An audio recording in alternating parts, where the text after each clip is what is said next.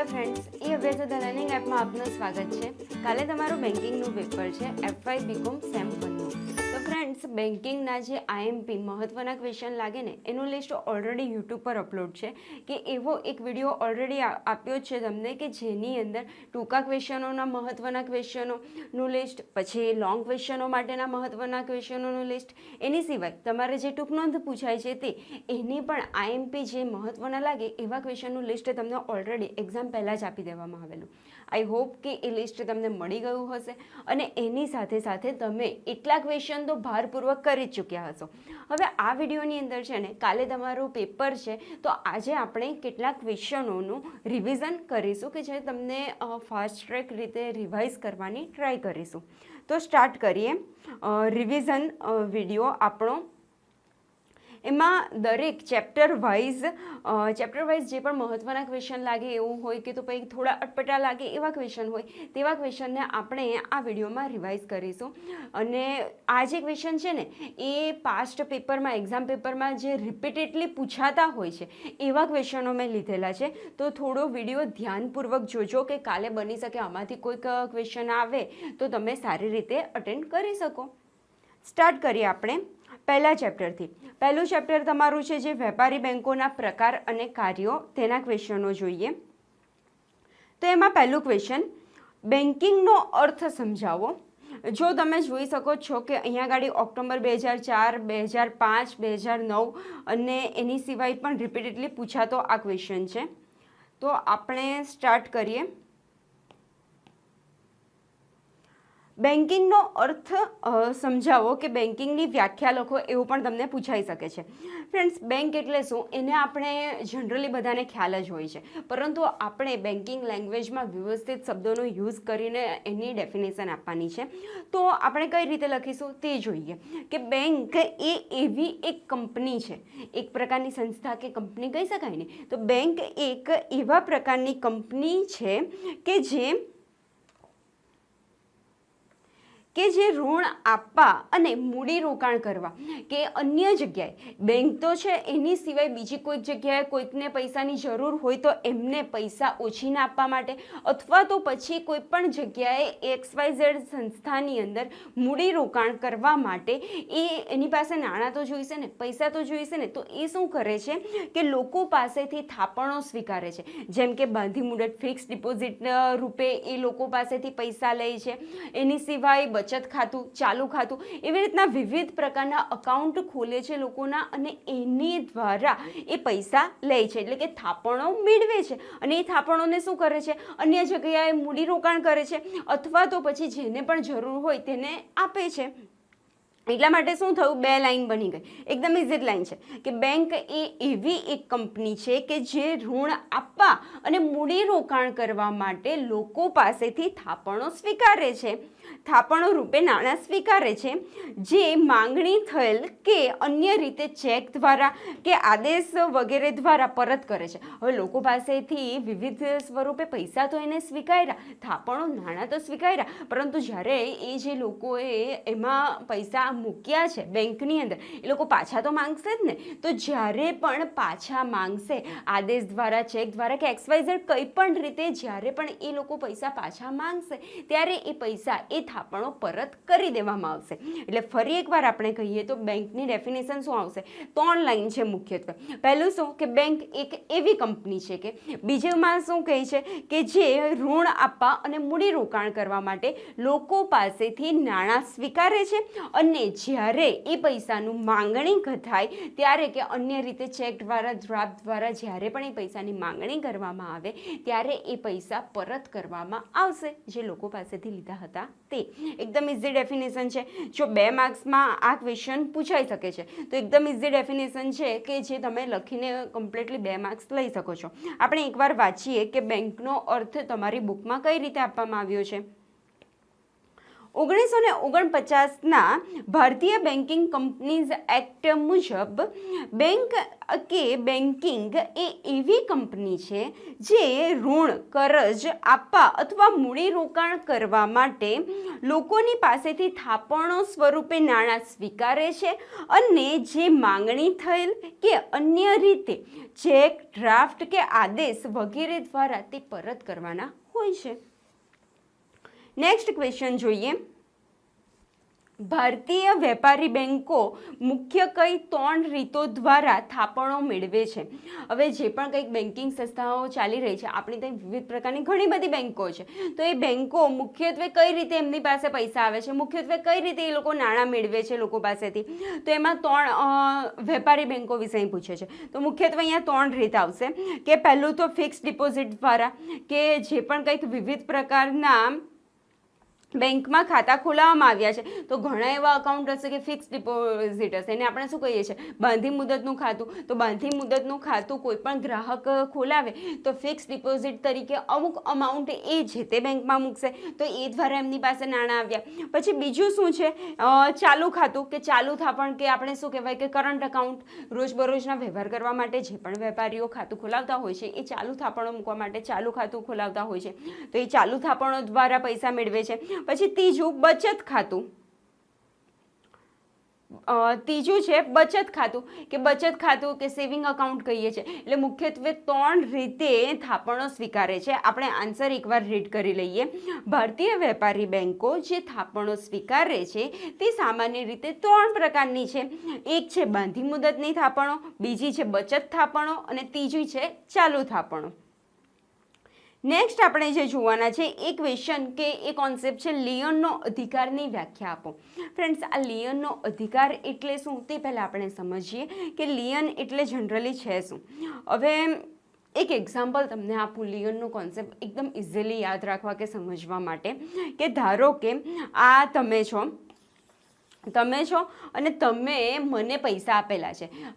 ધારી લો ને આપણે કે તમે મને કેટલા 1 લાખ રૂપિયા આપેલા છે. હવે 1 લાખ રૂપિયા આપેલા છે તે કંઈ તમે દયાદાનમાં તો મને આપ્યા નહીં હોય ને, તમે પાછા તો માંગશો જ ને. તો તમે કહો છો કે મેમ ચલો ને હવે મેડમ તો આપી દેશે, પરંતુ એક ઘણો સમય થઈ ગયો હું પૈસા પાછી આપતી જ નથી. તો તમે મને ફોન કરીને કહેશો, મેમ પેલા જે પૈસા હતા ને જે તમે 1 લાખ રૂપિયા મારી પાસેથી લીધેલા ને એ આપો ને. તમે ફોન કરો છો, એકવાર રિક્વેસ્ટ કરો છો, બીજી વાર તમે આમ થોડા આભારપૂર્વક હુકમ કરીને કહો છો, થોડી વાર ગુસ્સાથી કહો છો, એવી રીતના ઘણી બધી વાર તમે ટ્રાય કરી લીધી, પરંતુ હું તમને તમારા 1 લાખ રૂપિયા પાછા આપતી જ નથી. તો હવે તમે શું કરશો કે તમારી પાસે આ જે આઈપેડ છે એ મારી પાસે છે જેનો હું યુઝ કરું છું, તમારે મારી પાસેથી 1 લાખ રૂપિયા લેવાના છે. તો તમે શું કરશો કે આ જે આઈપેડ છે ને તે મારું આઈપેડ તમે જપ્ત કરી લેશો. કહેશો કે મેમ તમે જો પેલા 1 લાખ રૂપિયા છે ને એ આપતા નથી ને, તો જ્યાં સુધી તમે મારા પૈસા નહીં આપો ને ત્યાં સુધી હું આ આઈપેડ તમારું મારી પાસે રાખીશ. એટલે તમે શું કરી રહ્યા છો, આ જે આઈપેડ છે કે જે મારું છે એ તમે તમારી પાસે તમારી કસ્ટડીમાં લઈ લો છો, જ્યાં સુધી હું પૈસા નહીં આપું, તમને પરત નહીં કરું ત્યાં સુધી. પરંતુ ફ્રેન્ડ્સ, એક વસ્તુ યાદ રાખજો કે આ જે આઈપેડ તમે મારું જપ્ત કર્યું છે ને એ તમે જસ્ટ શું કહેવાય તમારી પાસે રાખી શકો છો, જપ્ત કરી શકો છો. એને બીજી જગ્યાએ સેલ કરી શકતા નથી કે એનું વેચાણ તમે કરી શકતા નથી. તો આ જે કોન્સેપ્ટ છે ને એને જ આપણે કહીએ છીએ લિયનનો કોન્સેપ્ટ. લિયનનો એટલે શું કે જ્યારે દેવાદાર પૈસા ન આપે ત્યારે લેણદાર જે પણ કંઈક દેવાદારની કોઈ પણ વસ્તુ હોય, મિલકત હોય, એને જે જપ્ત કરવાનો અધિકાર ધરાવે છે એને આપણે કહીશું લિયનનો અધિકાર. આઈ હોપ કે તમને ખ્યાલ આવ્યો હશે. પરંતુ ફ્રેન્ડ્સ, મારું આઈપેડ જપ્ત કરવા આવતા નહીં, કારણ કે મેં રિયલમાં તમને 1 લાખ રૂપિયા આપ્યા, તમારી પાસેથી 1 લાખ રૂપિયા લીધા નથી. આપણે જોઈએ, સ્ટાર્ટ કરીએ કે આમાં બુકમાં શું આપેલું છે. લિયન એટલે દેવાદાર પોતાનું સંપૂર્ણ દેવું ચૂકવે નહીં ત્યાં સુધી દેવાદારની માલિકીની મિલકતો અને જામીનગીરીઓ કબજામાં રાખવાનો અધિકાર. લિયનનો અધિકાર એટલે શું કે જ્યાં સુધી દેવાદાર કે જેની પાસેથી પૈસા લેવાના હોય એ વ્યક્તિ પૈસા ચૂકવે નહીં ત્યાં સુધી એ જે તે વ્યક્તિ છે, એટલે કે એને આપણે કઈ અકાઉન્ટિંગ લેંગ્વેજમાં શું કહીએ છીએ, દેવાદાર કહીએ છીએ. તો એ દેવાદારની કોઈ પણ મિલકત જે જપ્ત કરવાનો અધિકાર છે તેને આપણે કહીશું લિયનનો અધિકાર. આ અધિકાર પક્ષકારો વચ્ચેની લેવડ દેવડ દરમિયાન ઉદ્ભવતો કાયદેસરનો અધિકાર છે, નહીં કે લેખિત કે ગર્ભિત કરારને કારણે લેણદારને મિલકત વેચવાનો અધિકાર મળતો નથી. લેણદારને કોઈ પણ પ્રકારની આ જે પણ વસ્તુ એ જપ્ત કરે છે એ વસ્તુ વેચવાનો અધિકાર મળતો નથી, જસ્ટ જપ્ત કરવાનો અધિકાર મળે છે. મેં જેમ તમને કહ્યું હતું તેમ કે તમે આઈપેડ જપ્ત કરી શકો છો પરંતુ એને સેલ કરી શકતા નથી. આઈ હોપ કે લિયનનો અધિકાર એટલે શું એ ખ્યાલ આવ્યો હશે. નેક્સ્ટ ક્વેશ્ચન આપણે જોઈએ એ છે બેંક શબ્દની ઉત્પત્તિ જણાવો. નવેમ્બર 2000માં પૂછાયેલો ક્વેશ્ચન છે. બેંક શબ્દ ઇટાલિયન ભાષાનો બેંકો પરથી બન્યો છે, જે ફ્રેન્ચ ભાષામાં બેંકે શબ્દમાં પરિવર્તન પામી અંગ્રેજી ભાષામાં બેંક શબ્દમાં પરિણમ્યો છે. બેંકોનો અર્થ બેન્ચ કે પાટલી થાય છે અને તેના પર સોનીઓ નાણાંનું વિનિમય અને કિંમતી ધાતુઓ સાચવવાનું કાર્ય કરતા હતા. કે જ્યારે બેંકની શરૂઆત થયેલી ને ત્યારે પાટલી કે બેન્ચીસ પર લઈને એ જે પણ વિનિમયના વ્યવહારો થતા હતા એટલે પાટલી કે બેન્ચીસ પરથી બેંક શબ્દ આવ્યો છે. એની ઉત્પત્તિ આ રીતે થઈ છે. નેક્સ્ટ આપણે જે જોવાનું છે તે છે એકમ બેન્કિંગ ના 3 ફાયદા જણાવો. એકમ બેન્કિંગ જે તમારે બેંકોના પ્રકાર આવે છે તેમાં એક પ્રકાર છે એકમ બેન્કિંગ. તો એકમ બેન્કિંગના ફાયદાઓ જણાવો. આપણે જોઈએ પહેલું શું છે વહીવટી ખર્ચ કરકસર. વહીવટી ખર્ચમાં શું થશે ઓછો થશે કે કરકસર કરી શકાશે. બીજું શું છે ગ્રાહક સાથે સુમેળભર્યા વ્યક્તિગત સંબંધ. હવે એકમ બેન્કિંગમાં શું હોય છે એક જ જગ્યાએ એક જ બેંક હોય છે, એની શાખાઓ હોતી નથી. એના કારણે શું થશે કે જે પણ કંઈ ગ્રાહકો હશે તે લિમિટેડ હશે. એના કારણે ગ્રાહકો જેટલા પણ ગ્રાહક હશે એટલા ગ્રાહક સાથે પર્સનલી સારા એવા વ્યક્તિગત સંબંધ રાખી શકાશે. બીજું છે ઝડપી નિર્ણય અને ત્વરિત પગલાં લઈ શકાશે. પછી નેક્સ્ટ જે ફાયદો થાય છે તે છે સ્થાનિક ભંડોળોનો સ્થાનિક ઉપયોગ. કે જે જગ્યાએ એ બેંક છે એ જગ્યાએ એનો ઉપયોગ કરી શકાશે. હવે શાખા હશે તો શું થશે કે અંકલેશ્વરની બ્રાન્ચ છે ત્યાંથી જે થાપણો આવી છે એને અમદાવાદની બ્રાન્ચમાં પણ એ લોકો લોન તરીકે આપી શકે છે. પરંતુ એકમ બેન્કિંગની અંદર શું થશે જે જગ્યાએ બેંક છે તે જ જગ્યાની થાપણો સ્વીકારવામાં આવશે, એ લોકો પાસેથી થાપણો મેળવવામાં આવશે અને તેમને જે સ્થાનિક જે નાગરિકો છે એમને જ્યારે લોન દ્વારા કે અન્ય રીતે જ્યારે પણ થાપણોની જરૂર પડશે, પૈસાની જરૂર પડશે તો લોન કે ઓવરડ્રાફ્ટ દ્વારા એ જ સ્થાનિક લોકોને પૈસા આપવામાં આવશે. એટલે શું કહું છે સ્થાનિક ભંડોળોનો સ્થાનિક ઉપયોગ. નેક્સ્ટ છે બેંકના કામકાજ પર અસરકારક અંકુશ. કે બેંક જે પણ કામકાજ કરી રહ્યા છે એના પર સારી રીતે કંટ્રોલ કરી શકાશે, એને સારી રીતે દેખરેખ રાખી શકાશે. એટલે એકમ બેન્કિંગના મુખ્યત્વે આ 5 ફાયદા છે. નેક્સ્ટ જે ક્વેશ્ચન છે તે છે બેંકના ગ્રાહક ગણવા માટે કઈ શરતોનું પાલન થવું જરૂરી છે. કે આપણે જે તે બેંકમાં જે ગ્રાહક છે કે નહીં એ ગ્રાહક બનવા માટે કઈ શરતનું પાલન થવું જરૂરી છે. ફ્રેન્ડ્સ એક બેઝિક કોન્સેપ્ટ બધાના દિમાગમાં હોય છે કે જ્યારે પણ આપણે જે તે બેંકમાં અકાઉન્ટ ખોલાવીશું ને એટલે આપણે એ બેંકના ગ્રાહક થઈ ગયા. ના ફ્રેન્ડ્સ આવું ખરેખર એકચ્યુઅલમાં હોતું નથી. કેટલીક શરતો છે એ શરતોનું જો ફોલો કરીએ ને તો જ આપણે જે તે બેંકના ગ્રાહક થઈશું. જસ્ટ ખાલી બેંકમાં ખાતું ખોલાવવાથી અકાઉન્ટ ઓપન કરાવવાથી ગ્રાહક બની જતા નથી. આપણે શરતો જોઈએ. સર જ્હોન પેજેટના મંતવ્ય મુજબ ગ્રાહક બનવા માટે બેંક સાથે બેન્કિંગ વ્યવસાયની લેવડ દેવડની માન્ય વૃદ્ધિ કે રકમો પ્રમાણેનો નિયમિત સંબંધ હોવો જોઈએ. કે જે પણ વૃદ્ધિ કે જે પણ કંઈક એની રકમો પ્રમાણે કે આટલા 1000નો 2000 જે પણ કંઈક વ્યવહારો રેગ્યુલર બેઝ પર હોવા જોઈએ, નિયમિત રીતે હોવા જોઈએ. બેંકના ગ્રાહક બનવા માટે 2 શરતોનું પાલન થવું જરૂરી છે. કઈ 2 શરતો તે નીચે મુજબ છે. આપણે 1 બાય 1 જોઈએ. પહેલી શરત છે બેંક સાથે વ્યવહારો બેન્કિંગ વ્યવસાયના સ્વરૂપના હોવા જોઈએ. બેંક સાથે જે પણ કંઈક વ્યવહારો છે તે બેન્કિંગ વ્યવસાયને રિલેટેડ, બેન્કિંગ પ્રોફેશનલને રિલેટેડ જ વ્યવહારો થતા હોવા જોઈએ. પછી હવે કોઈક બેંક છે એના કોઈક કર્મચારી સાથે આપણે કન્સ્ટ્રક્શનનો એને ઘર બનાવી આપવાનો એવો કંઈક વ્યવહાર કરીએ તો એ બેન્કિંગને રિલેટેડનો વ્યવહાર નહીં કહેવાય, માટે એના રિલેટેડ આપણે ગ્રાહક ન કહી શકીએ. પછી નેક્સ્ટ જે છે તે બેન્કર અને વ્યક્તિ વચ્ચે અમુક સમય સુધી વ્યવસાયનો સંબંધ સંબંધ હોવો જોઈએ. ફક્ત બેંકમાં ખાતું ખોલાવવાથી ગ્રાહક બની જવાતું નથી. જો અહીંયા શું કહું છું કે અમુક સમય સુધી વ્યવસાયને રિલેટેડ, બેન્કિંગ વ્યવસાયને રિલેટેડ સંબંધ હોવો જોઈએ. અને નેક્સ્ટ લાઈન ખાસ વાંચવા જેવી છે કે બેંકમાં ખાતું ખોલાવવાથી ગ્રાહક બની જવાતું નથી. આઈ હોપ કે તમને આન્સર ખ્યાલ આવ્યો હશે. કઈ બે શરતો હતી? પહેલી શરત હતી વ્યવહારો બેન્કિંગ વ્યવસાયના હોવા જોઈએ અને અમુક સમય સુધી વ્યવહારો હોવા જોઈએ. નેક્સ્ટ આપણે જે ક્વેશ્ચન જોવા જઈ રહ્યા છીએ તે ક્વેશ્ચન છે ભારતમાં ઇમ્પિરિયલ બેંકનું રાષ્ટ્રીયકરણ ક્યારે થયું અને તેનું હાલનું નામ કયું છે? ઇમ્પિરિયલ ઘણાએ સાંભળ્યું નામ હશે કે ભારતમાં ઇમ્પિરિયલ બેંકનું રાષ્ટ્રીયકરણ 8મી મે 1955ના રોજ થયું હતું. ક્યારે થયું હતું? 8મી મે 1955ના રોજ થયું હતું.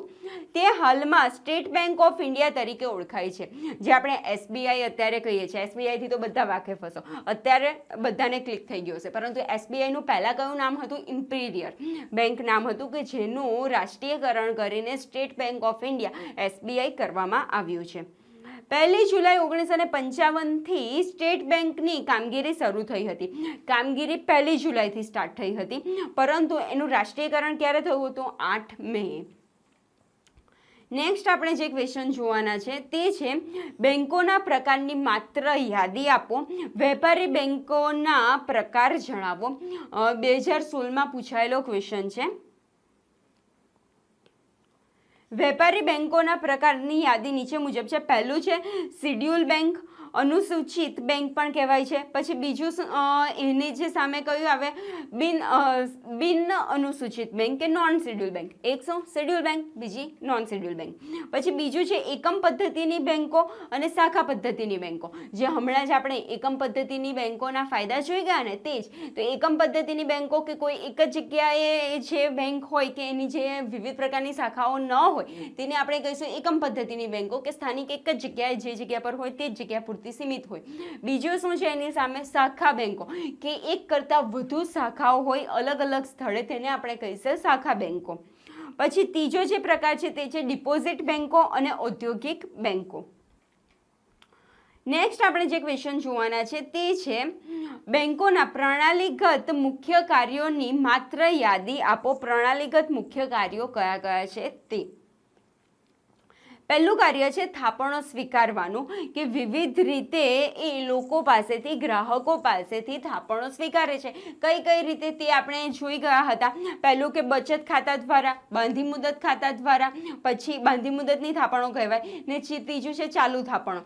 પહેલેથી ફરીથી એકવાર કહીએ તો બચત થાપણો દ્વારા, બાંધી મુદતની થાપણો દ્વારા અને ત્રીજું ચાલુ થાપણો દ્વારા.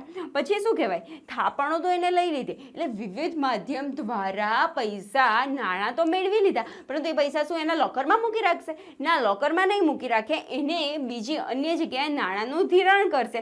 તો કઈ રીતે ધિરાણ કરશે એ પૈસાનું? કોકને લોનની જરૂર હોય તો લોન દ્વારા, ઓવરડ્રાફ્ટ કે જેને પૈસાની એના જે પણ ખાતામાં જેટલી પણ જમા રાશિ છે એના કરતાં વધુ નાણાંની જરૂર હોય તો એને ઓવરડ્રાફ્ટની સગવડ આપીને, કેશ ક્રેડિટની સગવડ આપીને, આ વિવિધ રીતે એ અન્ય ગ્રાહકોને કે લોકોને જે પણ કંઈક થાપણ એની પાસે આવી છે એનું ધિરાણ કરશે. અને ત્રીજું જે કાર્ય છે તે છે શાક સર્જનનું કાર્ય, કે જે પ્રણાલીગત ગૌણ કાર્યો આપણે એને કહીએ છીએ તે. ચૂકવણી અને વસૂલાતનું કાર્ય, કે વિવિધ પ્રકારના ખર્ચની ચૂકવણી કરવાની હોય, કોઈક ગ્રાહકના કોઈક ખર્ચને કે કોઈક આવકને વસૂલ કરવાની હોય તો એવા વિવિધ કાર્ય પણ કરે છે. હુંડી અને વચન ચિઠ્ઠીની વસૂલાત કરવાની હોય, કૂપનોની વસૂલાત કરવાની હોય, પેન્શન કે પગાર કલેક્ટ કરવાનો હોય, અથવા તો પછી કોઈક એવી કંપની હોય જેનું બેંકમાં અકાઉન્ટ હોય તો એના જે વિવિધ કર્મચારીઓ છે એને પેન્શન કે પગાર આપવાનો હોય, ચૂકવી આપવાનો હોય, તો આવા વિવિધ ગૌણ કાર્યો પણ બેંકો કરે છે. પગાર વગેરેની વસૂલાત, ડિવિડન્ડ અને વ્યાજની વસૂલાત, પોસ્ટર ઓર્ડરની વસૂલાત, આવા વિવિધ પ્રકારના કાર્યો કરે છે. પછી નેક્સ્ટ શું છે, જામીનગીરીઓને ખરીદ વેચાણ કરવાનું કાર્ય અને ટ્રસ્ટી અને વહીવટીકર્તા તરીકેનું કાર્ય, કે જે વિવિધ પ્રકારની કંઈક પણ આપણે કહી શકીએ કે ઘરેણાઓ કે અન્ય જે પણ કિંમતી મૂલ્યવાન વસ્તુઓ હોય છે, દસ્તાવેજો હોય છે, તેને સાચવવાનું, લોકરમાં સાચવવાનું કાર્ય પણ કરે છે. એટલે શું છે, ટ્રસ્ટી કે વહીવટીકર્તા તરીકેનું પણ કાર્ય કરતા હોય છે. નેક્સ્ટ ક્વેશ્ચન છે, આધુનિક અર્થતંત્રમાં શું મહત્વ ધરાવે છે, કે આધુનિક અર્થતંત્રમાં બેંકો માટે કઈ બાબતો મહત્વ ધરાવે છે તે. તો પહેલું છે જનતાની બચતોનું લાભદાયી રોકાણ. જે લોકો પાસેથી થાપણો રૂપે નાણાં મેળવીએ છીએ, જે તે બેંક મેળવે છે, એ બચતોનું સારી રીતે વધુ પ્રોફિટ મેળવી શકે એ રીતે રોકાણ કરવું. પછી વેપાર ઉદ્યોગમાં તેનું મહત્વ છે. પછી વેપારોને સહાયક સેવાઓમાં તેનું મહત્વ છે. પછી વિદેશ વેપારને સરળ બનાવવા માટે વિદેશમાં અન્ય ઇમ્પોર્ટ એક્સપોર્ટના જે પણ કંઈક બિઝનેસ છે એ સરળતાથી બની શકે, એમાં પણ બેંકોનો સારો એવો ફાળો છે. લોક ઉપયોગી સેવાઓ નાણાંના ફેરફારમાં મહત્વનો ભાગ છે અને સરકારને સહાયરૂપ છે, કે વિવિધ પ્રકારની યોજનાઓ ઘડવા માટે પણ સરકારને સહાયભૂત છે. નેક્સ્ટ ક્વેશ્ચન છે, લોન અને ઓવરડ્રાફ્ટ વચ્ચેનો તફાવત શું છે. લોન અને ઓવરડ્રાફ્ટ વચ્ચે કોઈ પણ બે તફાવત જણાવો તે. તો ફ્રેન્ડ્સ, લોન છે ને તે જનરલી લોન માટે આપણે ખાતું ખોલાવવું પડે છે, કે અકાઉન્ટ ખોલાવવું પડે છે અને લોન લેવી પડે છે. જ્યારે ઓવરડ્રાફ્ટમાં કેવું હોય કે જે આપણું કરંટમાં જે પણ અકાઉન્ટ હોય તેમાં જે પણ જમા બાકી હોય કે તો પછી ઉધાર બાકી હોય, તેમાં જ આપણને વધુ ઉધાર બાકી મેળવવા માટેની જે સગવડ મળે છે એને આપણે ઓવરડ્રાફ્ટ કહીએ છીએ. પછી કેવું હોય છે કે લોન આપણે જે નિશ્ચિત રકમની પાસ થવી જરૂરી છે. જ્યારે ઓવરડ્રાફ્ટ કેવું હોય છે કે એમાં જેટલા પણ આપણે અમાઉન્ટનો ચેક લખીશું એટલી અમાઉન્ટ જો આપણા અકાઉન્ટની અંદર, આપણા ખાતામાં નહીં હોય તો એ ઉધાર બાકી ધરાવતી થઈ જશે, જેને આપણે કહીએ છીએ ઓવરડ્રાફ્ટ. આપણે જોઈએ કે આમાં તમારે વ્યવસ્થિત રીતે કઈ રીતે એ બંનેનો ડિફરન્સ લખવાનો છે. લોન માટે ગ્રાહકના નામનું લોન ખાતું ખોલાવવું આવશ્યક છે, જ્યારે ઓવરડ્રાફ્ટની સગવડ ગ્રાહકના ચાલુ ખાતામાં જ આપવામાં આવે છે, કે જે ખાતું ચાલુ છે, કે જે પ્રેઝન્ટલી હમણાં ખાતું છે એના પર જ ચાલુ ખાતું ખોલવામાં આવે છે. પછી નેક્સ્ટ છે, નિશ્ચિત મુદત માટે વેપારીને ચોક્કસ રકમની આવશ્યકતા હોય ત્યારે બેંકમાંથી લોન લે છે, કે જ્યારે અમુક નિશ્ચિત રકમની જરૂર હોય ત્યારે એ અમુક સમય માટે અમુક વ્યાજના દરે એ લોન લેવી છે. જ્યારે ઓવરડ્રાફ્ટની સગવડ ગ્રાહકના ખાતામાં જે રકમમાં જમા હોય તેનાથી વધુ રકમની જરૂર હોય તો ત્યારે તે ગ્રાહકને આપવામાં આવે છે. જેટલી હવે સપોઝ કે ધારી લો કે 500 રૂપિયા જમા બાકી ધરાવે છે, પરંતુ એને કેટલાક 2000 રૂપિયાનો ચેક લખવો છે, તો ત્યારે શું કરશે, 2000 રૂપિયાનો ચેક લખશે એટલે 1500 રૂપિયાની ઉધાર બાકી બોલશે, જેને આપણે કહીશું ઓવરડ્રાફ્ટ. એટલે કે જેટલી પણ જમા રાશિ છે, જમા બાકી છે, એના કરતાં વધુ અમાઉન્ટની જ્યારે જરૂર હોય ત્યારે જે પણ પૈસાની સગવડ લે છે તેને આપણે કહીશું ઓવરડ્રાફ્ટ. લોન પ્રાપ્ત કરવા ગ્રાહકે જામીન આપવો જરૂરી છે, જ્યારે ઓવરડ્રાફ્ટની સુવિધામાં બેંકે અંગત જામીનગીરી પર અપાતી હોય છે, કે એમાં જામીન તરીકે કંઈક પણ વસ્તુ કે મિલકત મૂકવી જરૂરી બની જાય છે જ્યારે પણ લોન હોય ત્યારે. જ્યારે ઓવરડ્રાફ્ટમાં એ પ્રકારનું નથી હોતું, એની અંદર અંગત જામીનગીરી આપવામાં આવતી હોય છે.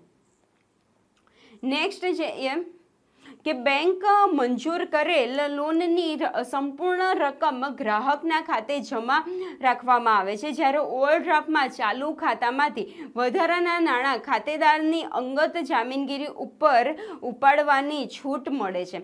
કે એમાં કેવું હોય છે કે પહેલેથી જ લોનની અંદર અમુક નિશ્ચિત અમાઉન્ટ ડિસાઇડ કરવામાં આવે છે, ને એટલી અમાઉન્ટ પાસ થઈ જાય તો એટલી અમાઉન્ટ એના ખાતામાં આપી દેવામાં આવે છે. કે સપોઝ 1 લાખની લોન લીધી હોય તો 1 લાખ રૂપિયા એને મળી જતા રહે છે. જ્યારે ઓવરડ્રાફ્ટમાં કેવું હોય છે કે જેટલા પણ પૈસાનો એ ચેક લખે છે, કે જેટલા પણ પૈસા એ જરૂર પડે તેમ એટલા પૈસાની એની ઉધાર બાકી બોલતી જાય છે ઓવરડ્રાફ્ટની અંદર.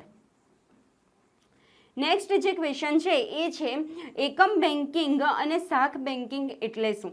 કે આપણે જોઈ ગયા હતા કે બેન્કોના પ્રકારની અંદર એક પ્રકાર એ પણ હતો એકમ બેન્કિંગ અને શાખ બેન્કિંગ. તો આ બંને વચ્ચે ડિફરન્સ શું છે તે આ ક્વેશ્ચનમાં લખવાનું છે. જોઈએ આપણે પહેલાં સ્ટાર્ટ કરીએ એકમ બેન્કિંગથી કે એકમ બેન્કિંગ શું છે.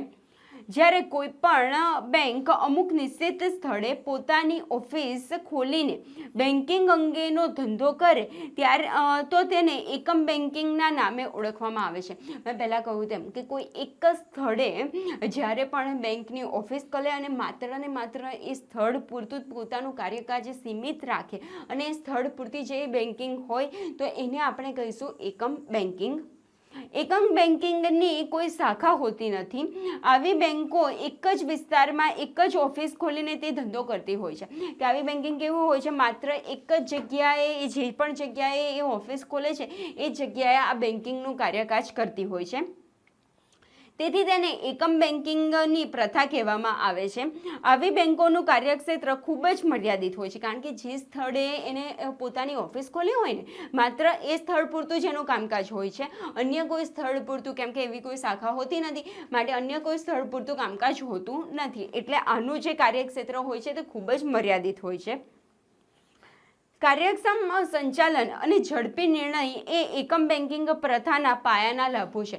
કે ઓછું કામકાજ હોય છે, મર્યાદિત કામકાજ હોય છે, જે સ્થળ પૂરતું જ સીમિત હોય છે. માટે એ જે પણ કંઈક સંચાલન હશે એ કાર્યક્ષમ હશે, જે નિર્ણય હશે તે ઝડપથી લેવાશે. માટે ઝડપી નિર્ણય અને કાર્યક્ષમ સંચાલન તે એના ફાયદા કે લાભ ગણી શકાય. નેક્સ્ટ આપણે જે એની સામે બીજું બેન્કિંગ જોઈ રહ્યા છે તે છે શાખા બેન્કિંગ. હવે એકમ બેન્કિંગની અંદર તો એક જ સ્થળે બેંક હોય છે ને એ સ્થળ પૂરતું જ કામકાજ સીમિત હોય છે. જ્યારે શાખા બેન્કિંગમાં એવું નથી હોતું. એક કરતાં વધુ સ્થળે વિવિધ સ્થળે એ જે તે બેંકની શાખા ખોલવામાં આવે જેને આપણે શાખા બેન્કિંગ પ્રથા કહીશું. આપણે જોઈએ જ્યારે કોઈ બેંક વિવિધ જગ્યાએ પોતાની શાખાઓ ખોલીને બેન્કિંગ અંગેનો ધંધો શરૂ કરે ત્યારે તે પ્રથાને શાખા બેન્કિંગ પ્રથા તરીકે ઓળખવામાં આવે છે. તેની અનેક શાખા દેશના જુદા જુદા વિસ્તારોમાં આવેલી હોય છે. આ પદ્ધતિ બ્રિટન અને ભારતમાં ખાસ પ્રચલિત છે કે એક કરતાં વધુ જગ્યાએ જે તે એક બેન્કિંગની શાખાઓ હોય તો એને આપણે કહીશું શાખા બેન્કિંગ. હવે ભારત જેવા વિશાળ દેશની અંદર બેન્કિંગ ક્ષેત્ર દરેક જગ્યાએ દરેક ગામડા શહેર સુધી પહોંચે એના માટે શાખા બેન્કિંગ વધુ ઉપયોગી છે. શાખા બેન્કિંગમાં સત્તાનું વિકેન્દ્રીકરણ થાય છે. ભારત જેવા દેશમાં 5,67,000 ગામડાઓમાં ગામ બચતોને એકત્રિત કરવાની દ્રષ્ટિએ તેમજ બેન્કિંગના લાભો ગ્રામ્ય જનતા, ખેડૂતો અને કામગીરી સુધી પહોંચાડવા શાખા બેન્કિંગનો ઉપયોગી પુરવાર થાય છે. કારણ કે ગામડાઓ ઘણા બધા છે, દરેક જગ્યાએ બેન્કિંગ ક્ષેત્રને પહોંચાડવા માટે એકમ બેન્કિંગ તો અહીંયા ઉપયોગી નહીં નીવડે. એના માટે શાખા બેન્કિંગ કે દરેક જગ્યાએ વિવિધ બેન્કની શાખાઓ હોય તો બેન્કિંગ ક્ષેત્ર દરેક સ્થળે પહોંચી શકે છે. શાખા બેન્કિંગ એ સંચાલન નિર્ણયો અને આર્થિક દ્રષ્ટિએ સમગ્ર રીતે વધુ લાભદાયક હોવાથી મોટા ભાગના દેશોમાં આવકાર પામી છે. કે શાખા બેન્કિંગ દરેક દેશે આ કોન્સેપ્ટ સ્વીકાર્યો છે. આઈ હોપ કે એકમ બેન્કિંગ અને શાખા બેન્કિંગ વિશે તમને ખ્યાલ આવ્યો હશે.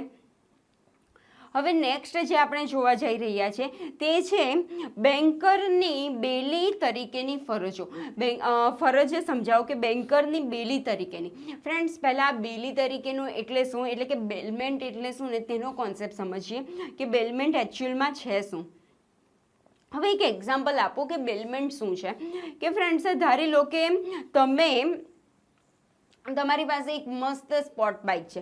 હવે તમારો કોઈક ફ્રેન્ડ છે ને તેને સ્પોર્ટ બાઇકની જરૂર પડે. એ શું કહે છે કે મારે ગર્લફ્રેન્ડ છે ને તો એને મારે લોંગ ડ્રાઈવ પર લઈ જવી છે, તો એના માટે તારી બાઇક આપને. તો તમે શું કર્યું, વાંધો નહીં યાર, તું તો મારો ફ્રેન્ડ છે, તારા માટે તો બાઇક આપી દઈશ, વાંધો નહીં. તો એ શું કહે છે કે ડોન્ટ વરી, હું જે એને ગર્લફ્રેન્ડ છે એને હું ફરવા લઈ જઈશ, ફરીને પછી પાછો તને લોંગ ડ્રાઈવ પર એને લઈ જઈશ, પછી હું તને પાછી તારી બાઇક તને પરત કરી દઈશ. એટલે એનો હેતુ શું હતો, ફરવા જવાનો હેતુ હતો. એના માટે એમને તમારી પાસે શું માંગ્યું, તમારી બાઇક, સ્પોર્ટ બાઇક માંગી, તો તમે આપી દીધી. તો તમે શું કર્યું, સ્પોર્ટ બાઇક એ જે તે તમારો ફ્રેન્ડ છે એને સ્પોટ બાઇક આપી દીધી, પરંતુ શું હતું, કન્ડિશન શું હતી કે ફરીને પાછો આવશે એટલે એ જે સ્પોટ બાઇક લઈ ગયો છે એ તમને પરત કરી દેશે.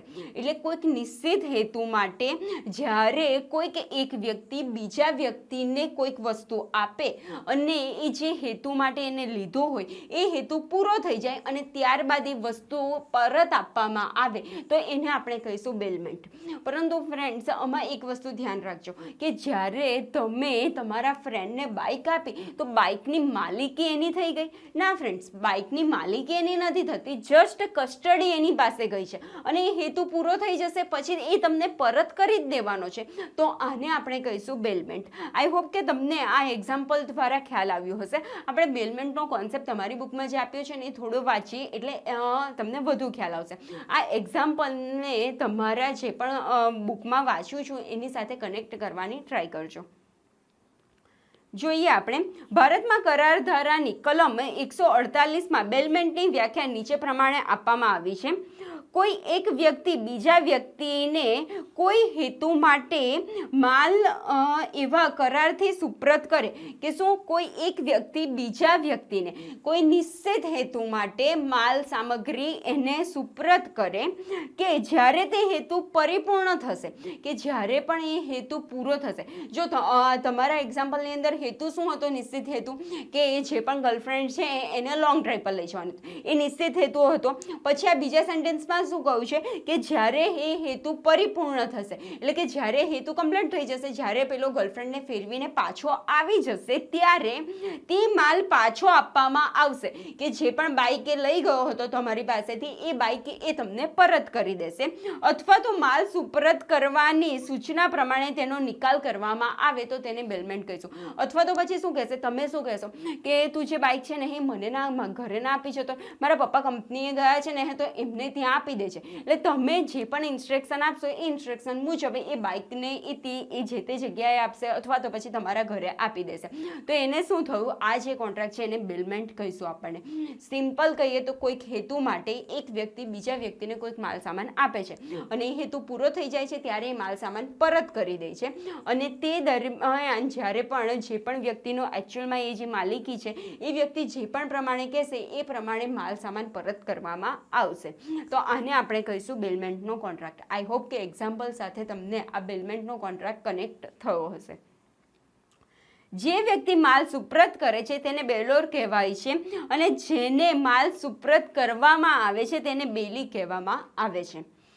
હવે ક્વેશ્ચન જોઈએ આપણે. જે આ જનરલી લોની લેંગ્વેજમાં બેલમેન્ટ એટલે શું તે સમજ્યા અને તે પ્રસ્તાવના તરીકે લખ્યું, પરંતુ આપણો ક્વેશ્ચન મેઇન શું હતું કે બેન્કરની દ્રષ્ટિએ બેલી તરીકેની ફરજો એને આપણે અહીંયા લખવાની છે.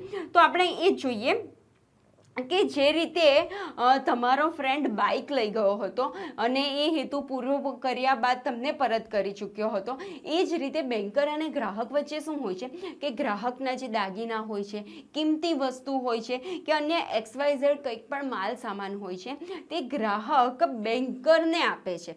બેન્કરને આપે છે અને એની પાછળ હેતુ શું હોય છે ગ્રાહકનો, કે જે પણ કંઈક સામગ્રી આપે છે એ સામગ્રી એ સાચવીને રાખશે અને પછી જ્યારે ગ્રાહક એ સામગ્રીની જરૂર પડે ત્યારે બેન્કર પાસેથી પાછી લઈ લેશે.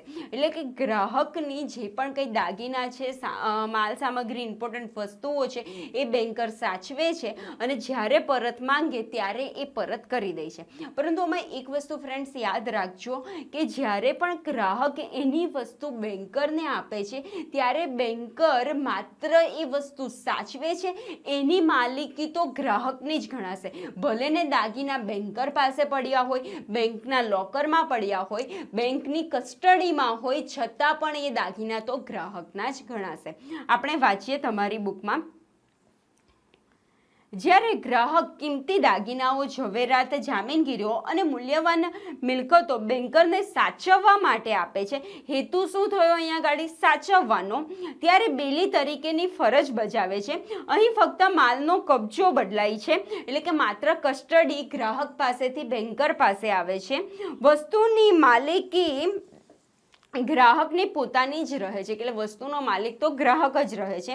ગ્રાહક તે વસ્તુ જે સ્વરૂપમાં અને પ્રમાણમાં મૂકે છે તે સ્વરૂપમાં પરત કરવા માટે બેન્કર બંધાયેલો છે, કે જ્યારે પણ માંગશે ત્યારે એ જ વસ્તુ એ જ સેમ ટુ સેમ કન્ડિશનમાં એને પરત કરવાની રહેશે. આઈ હોપ કે બેલમેન્ટનો કોન્ટ્રાક્ટ એટલે શું એ તમને ખ્યાલ આવ્યો હશે, અને એની સાથે સાથે બેન્કર અને ગ્રાહક વચ્ચે બેલમેન્ટનો કઈ રીતે સંબંધ ધરાવે છે તે તમને સમજાયું હશે. નેક્સ્ટ જે ક્વેશ્ચન છે એ છે કેશ ક્રેડિટનો અર્થ આપો. કેશ ક્રેડિટ એટલે શું, કે જે રીતે આપણે આપણો સ્વીકારે છે બેંક, એની સામે એ વિવિધ રીતે ધિરાણ કરવાનું કાર્ય કરે છે. એમાં 3 વસ્તુ હતું. એક હતું લોન દ્વારા, બીજું હતું ઓવરડ્રાફ્ટની સગવડ દ્વારા, અને ત્રીજું હતું કેશ ક્રેડિટ દ્વારા વિવિધ થાપણોનું ધિરાણ એ કરે છે, કે વિવિધ નાણાંનું પૈસાનું એ ધિરાણ કરે છે. તો એમાં જે ત્રીજો પોઈન્ટ હતો ને કેશ ક્રેડિટ, તેનો અર્થ અહીંયા સમજાવવાનું તમને પૂછવામાં આવ્યો છે. ક્વેશ્ચન છે, આપણે જોઈએ. કેશ ક્રેડિટ એ બેંકો દ્વારા ગ્રાહકને આપવામાં આવતા ધિરાણની પદ્ધતિ છે. જ્યારે ગ્રાહકની નાણાકીય જરૂરિયાત અમુક નિશ્ચિત સમય માટેની હોય ત્યારે બેંક આ પદ્ધતિએ નાણાંનું ધિરાણ કરે છે. કેશ ક્રેડિટ ખાતામાં પ્રથમ જમા રકમ જેવું કંઈ જ હોતું નથી, પરંતુ જેટલી રકમનું ધિરાણ આપવામાં આવ્યું હોય તેટલી રકમ ચેક એ ખાતા સામે ગ્રાહક લખી શકે છે, અને ગ્રાહકની ઉધાર બાકી વધતી જાય છે. કે આમાં એ રીતે નહીં હોતું. લોનમાં કેવું કે ઓલરેડી પૈસા જમા કર્યા હોય, 1 લાખ રૂપિયાની લોન લીધી હોય તો 1 લાખ રૂપિયા બેંક ગ્રાહકના ખાતામાં જમા થઈ જાય. એવું પ્રકારનું અહીં નથી હોતું. કેશ ક્રેડિટની અંદર શું હોય છે કે જેટલા પણ અમાઉન્ટનું કેશ ક્રેડિટ આપવામાં આવે છે, સપોઝ કે 25,000ની કેશ ક્રેડિટ આપવામાં આવી છે, તો 25,000 રૂપિયા સુધીને ભલે ને એના ખાતામાં પૈસા નથી, છતાં પણ 25,000 સુધીના જેટલા પણ ચેક ગ્રાહક દ્વારા લખવામાં આવશે તે ચેક પાસ કરવામાં આવશે, એટલે કે એટલી ઉધાર બાકી થતી જશે. ગ્રાહક જ્યારે નાણાં જમા કરાવે ત્યારે બાકી ઘટે છે, અને મુદતના અંતે ઉધાર બાકીની રકમ જમા કરાવીને ધિરાણ ચૂકતે કરવામાં આવે છે. આ પદ્ધતિમાં રોજની ઉધાર બાકી પર વ્યાજ ગણીને દર મહિને કે 3 મહિને ખાતા ઉધાર કરવામાં આવે છે. હવે જ્યાં કેશ ક્રેડિટની સગવડ આપી રહ્યા છે તે કંઈ ફ્રીમાં તો પૈસા ઉધાર આપે નહીં ને, એની સામે એ વ્યાજ વસૂલ કરે છે બેંક. એટલે આઈ હોપ કે તમને કેશ ક્રેડિટનો કોન્સેપ્ટ સમજમાં આવ્યો હશે. નેક્સ્ટ છે સેલ્ફ ડિપોઝિટ વોલેટનો અર્થ આપો. કે સેલ્ફ ડિપોઝિટ વોલેટ એટલે શું?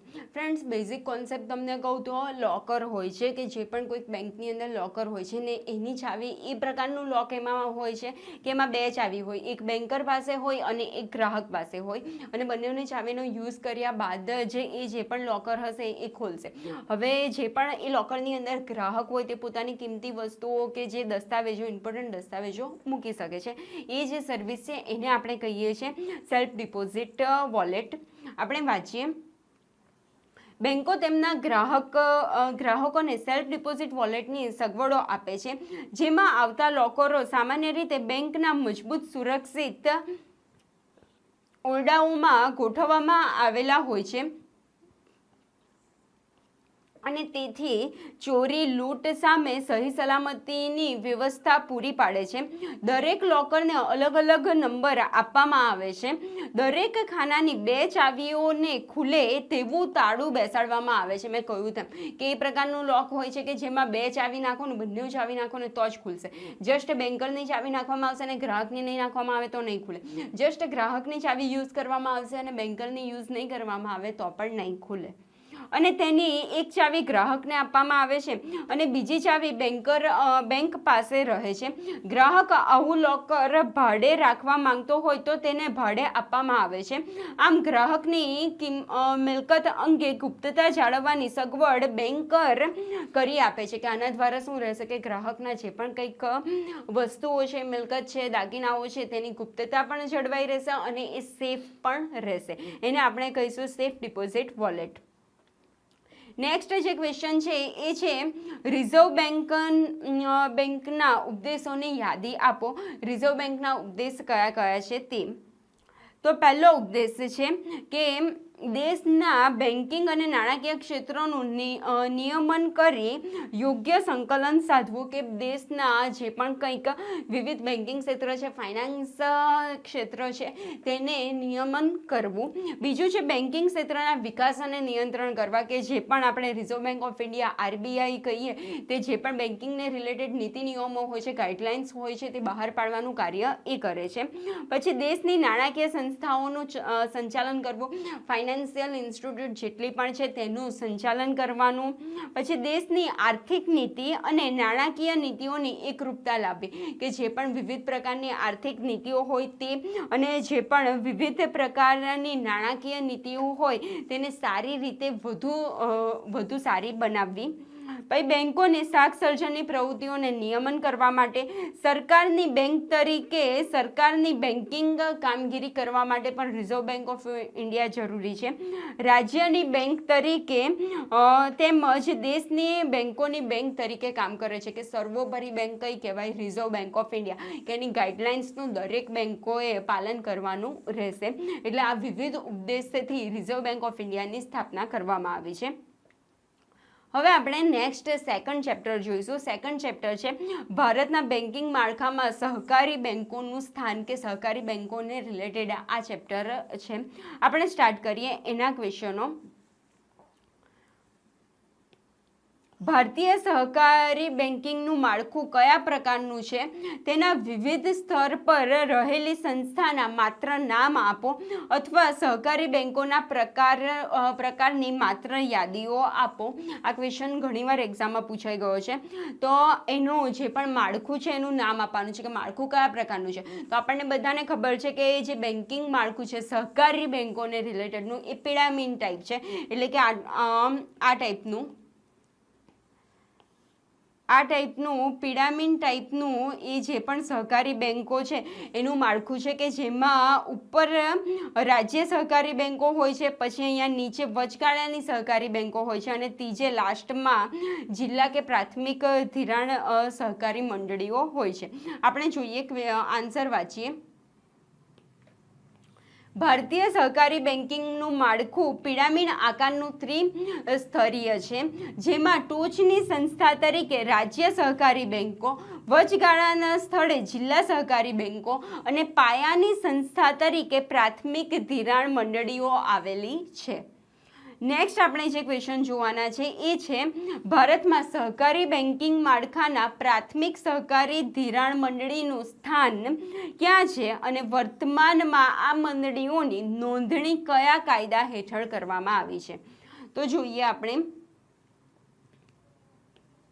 કે ભારતમાં સહકારી બેન્કિંગના માળખાની સંસ્થા તરીકે પ્રાથમિક ધિરાણ મંડળીઓ આવેલી છે, કે પ્રાથમિક ધિરાણ મંડળીઓ સહકારી બેન્કિંગ સંસ્થાના માળખા હેઠળ આવેલી છે. અને 1912માં સહકારી મંડળીના કાયદા અનુસાર તે રાજ્ય સરકારના કાયદા અનુસાર આ મંડળીઓની નોંધણી કરવામાં આવી છે. કયા? 1912ના સહકારી મંડળીના જે પણ કંઈ કાયદો હતો એના હેઠળ. નેક્સ્ટ ક્વેશ્ચન છે જમીન વિકાસ બેંક કયા હેતુસર ધિરાણ આપે છે? કે જે જમીન વિકાસ બેંક હોય છે તે કયા હેતુસર જ ધિરાણ પૈસા એટલે કે નાણાં લોન તરીકે કે અન્ય રીતે ધિરાણ આપવાનું કાર્ય કરે છે? તો એના રીઝન જોઈએ, એના કયા હેતુ માટે જ એ ધિરાણ આપશે. તો પહેલું છે જમીન સુધારણા અને કૃષિ ઉત્પાદન વધારવાના કાર્યક્રમને સફળ બનાવવા માટે, કે આને રિલેટેડ કોઈ પણ કાર્યક્રમ હોય તો એના માટે. જમીન ખરીદવા માટે કે જમીન ઉપર બાંધકામ કરવા માટે એ ધિરાણની સગવડ આપશે. ખેતરો અને ખેત ઓજારોની જાળવણી માટે. પછી નેક્સ્ટ છે ખેડૂતોને પાછલા દેવા ચૂકવવા માટે, કે ખેડૂતોએ વિવિધ પ્રકારના જે પણ કોઈ પણ પ્રકારના દેવું લીધું હોય તો એ દેવાની ચૂકવણી કરવા માટે ધિરાણ આપશે. પછી કૃષિના વિકાસ અંગેની જરૂરી પગલાં લેવા માટે, કૃષિને રિલેટેડ કોઈ પણ પ્રકારના જરૂરી પગલાં લેવાના હોય કે એનો વિકાસ થઈ શકે તે માટે કોઈ પણ પ્રકારનું કાર્યક્રમ ઘડવામાં આવ્યું હોય તો એના માટે પણ જે જરૂરી ધિરાણ છે તે આપશે. નેક્સ્ટ જોઈએ ભારતમાં સહકારી બેન્કિંગ માળખામાં ટોચની બેંક તરીકેની કામગીરી કઈ બેંક કરે છે અને ક્યારથી? કે ટોચની બેંક તરીકે કઈ બેંક આવેલી છે તે આપણે જોવું હતું. આ જે ત્રિકોણ આકાર જેનું પિરામિડ છે તેમાં જ આપણે લખીએ છીએ ટોચ પર કઈ લખીએ છીએ સૌથી પહેલા રાજ્ય સહકારી બેંક. એટલે ટોચ પર કઈ બેંક આવેલી છે? રાજ્ય સહકારી બેંક. જોઈએ આપણે આન્સર. સહકારી બેન્કિંગના માળખામાં રાજ્ય સહકારી બેંકોને ટોચની સંસ્થા છે. 1914માં નિમાયેલી મેલ્કેંગ સમિતિ દરેક રાજ્યમાં વહેલામાં વહેલી તકે એક રાજ્ય સહકારી બેંક સ્થાપવા માટેની ભલામણ કરી હતી. કે તે સમયે જે પણ 1914માં જે સમિતિ નીમવામાં આવી હતી તે સમિતિને દ્વારા આ જે રાજ્ય સહકારી બેંકની શરૂઆત કરવામાં આવી હતી. નેક્સ્ટ ક્વેશ્ચન છે, ભારતમાં સહકારી બેંકોનું ત્રિસ્તરીય માળખું દર્શાવો. કે જે આપણે ચેપ્ટરની શરૂઆત કરી ત્યાંથી જ આવે છે ત્રિસ્તરીય માળખું કે પિરામિડ માળખું. તો એ પિરામિડ માળખું અહીંયા દર્શાવવાનું છે. ઓક્ટોબર 2015માં પૂછાયેલો ક્વેશ્ચન છે. તો એમાં ત્રિકોણ આકાર હશે. એમાં સૌથી પહેલાં ટોચ પર જે ખૂણામાં આપણે કહીએ તો ત્યાં કઈ આવશે? રાજ્ય સહકારી બેંક. એની પછી નીચે આવશે મધ્ય સહકારી બેંકો અને એની નીચે આવશે મધ્ય સહકારી મંડળીઓ, જેમ કે ખેતી વિષયક ધિરાણ કરતી મંડળીઓ, બિન ખેતી વિષયક ધિરાણ કરતી મંડળીઓ. એને આપણે કઈ કઈ રીતે ભાગમાં વેચ્યું છે? ભારતીય સહકારી બેંકો, એની નીચે જે કાર્ય કરશે એ રાજ્ય સહકારી બેંકો કાર્ય કરશે.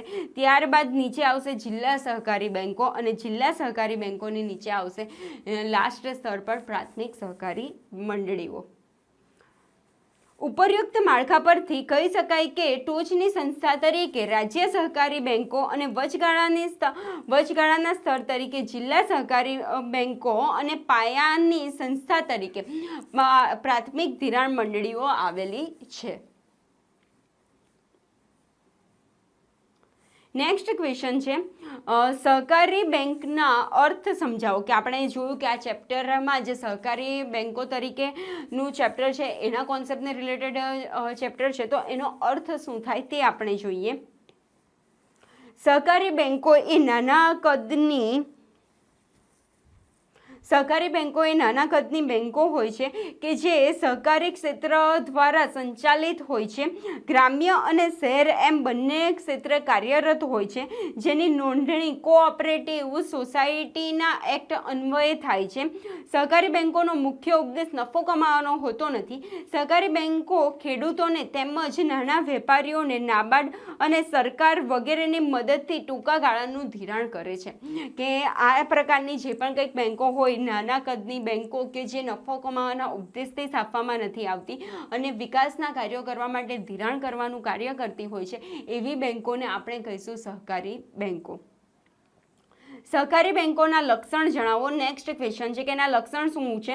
તો પહેલું તે નાના કદની બેંકો હોય છે. આપણે એના વ્યાખ્યામાં જ જોઈ ગયા હતા કે નાના કદની બેંકો હોય છે. સહકારી ક્ષેત્ર દ્વારા સંચાલન થાય છે. સામાજિક કલ્યાણનો ઉદ્દેશ હોય છે કે નફો કમાવાનો ઉદ્દેશ હોતો નથી. એ જે પણ સામાજિક કલ્યાણના ઉદ્દેશથી સ્થપાયેલી બેંક હોય છે. સરકાર અને રિઝર્વ બેંક હેઠળ હોય છે. સરકારનો ટેકો મળતી નાણાકીય સંસ્થા હોય છે અને સહકારના સિદ્ધાંત પર કાર્યરત છે. કે સહકાર આપવાના સિદ્ધાંત પર એ કાર્યરત કરતી બેંક હોય છે કે જેનો ઉદ્દેશ નફો કમાવાનો હોતો નથી.